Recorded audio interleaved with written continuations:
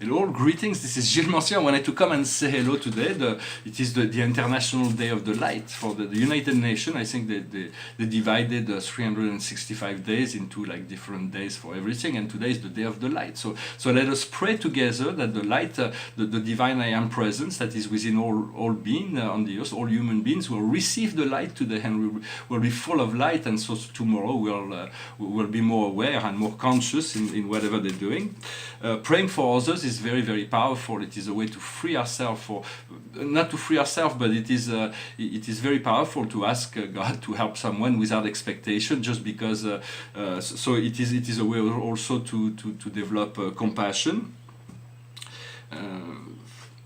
I'm going to pull a few cards to see what the angels may have to say. The highest wisdom for us today is encountering, meeting. It's maybe making a really good connection today. So it is important to know how we can do that, how we can make that happen.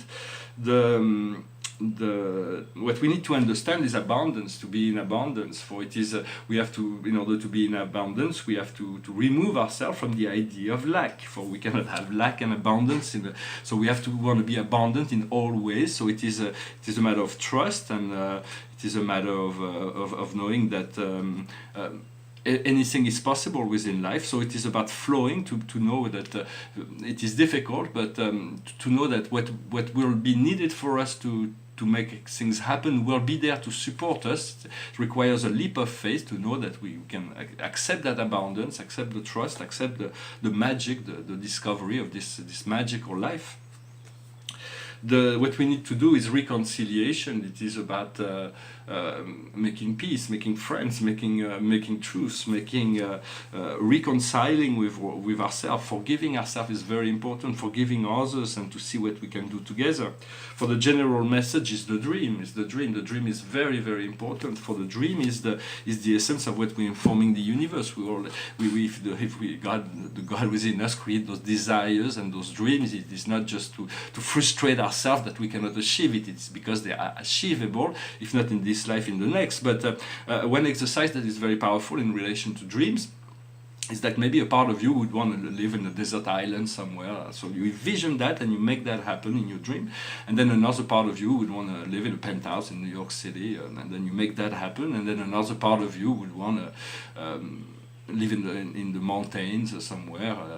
So you make that happen, or you make as many as you like. It could be in the past, it could be in the future, and then you eventually become accustomed to moving into those vibrations. And once any one of those vibrations is strong enough, the circumstances will happen. For we can have it all. It is a matter of opening our potential and accepting what life is offering us each and every day. And so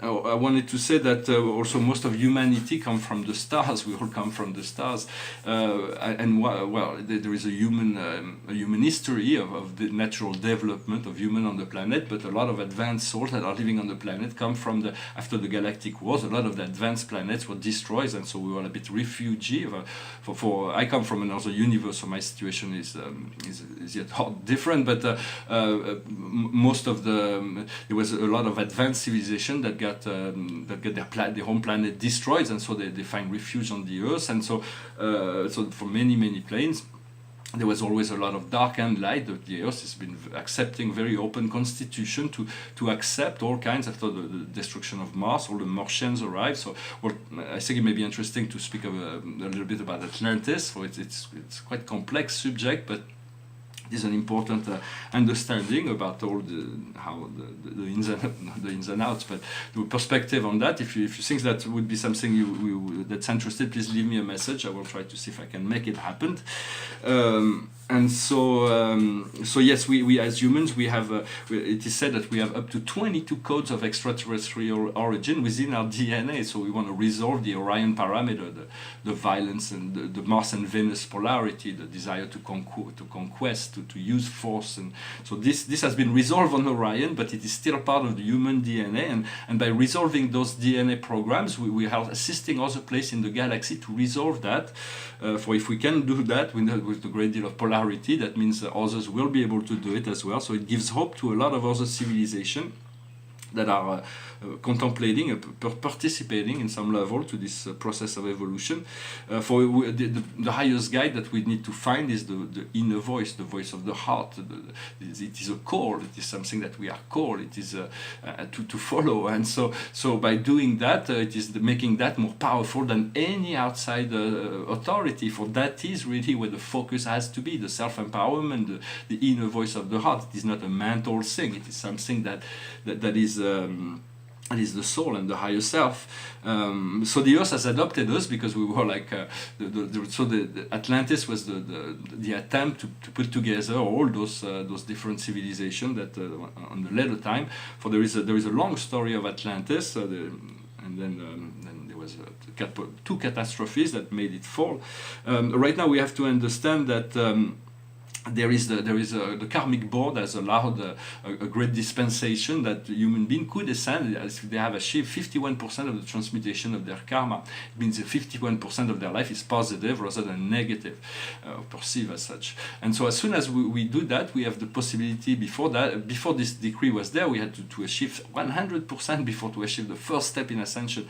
When now, as soon as we let go of our past, we forgive others and we forgive ourselves, God forgives us. It wasn't always like, evolution still has to happen. We have to balance out to understand the cause and effect of our life, but everything has been forgiven. So the main idea is not to create new karma, just stay in the light. For it is the International Day of Light, and so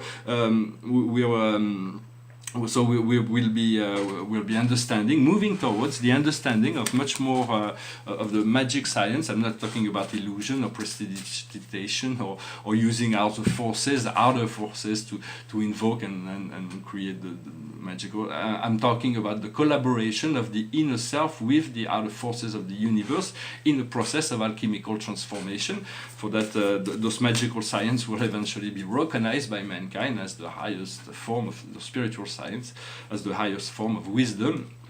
The painting behind me is a painting I've been in process for a very long time. It's a very complex thing with all kinds of things. There is still some symbols and maybe some text that will come in. I'm not really sure, but I thought that I use it as a background, as a backdrop. I'm going to pull out one card for today, and the card for today from the Akash is Egypt. Egypt is the secret knowledge, the Sphinx and the Great Pyramid of Cheops, which is the pyramid of thought, that was misattributed. They hold all the secrets of the ages, all the records of and it's all from Atlantis. For all the Egyptian gods were from the Egyptian mythology, came from Atlantis. It was an effort to carry on the knowledge. They saw that Atlantis would eventually completely disappear, so Thoth was called to create the civilization through the power of his light. So it took between 50,000 BC to 36,000 BC. He implanted this light and created this pyramid and the Sphinx, and so above the halls of the Amenti, and so this will be discovered. For now, it is all the secrets of Atlantis. The secret crystals are being reactivated. They are protected because in the past the humans have misused, or Atlanteans have misused the great sacred knowledge, the power. Because of power, they were corrupted. So now there is, before we can achieve the reintegration of this knowledge, this technological knowledge, we have to prove ourselves to be worthy of it before we turn it into weapons and things like that. So all those things will come into the collective consciousness when it is the time. Well, I hope this message was interesting for you. I wanted to pass by and thank you and wish you a wonderful day of celebrating the International Day of the Light. Namaste.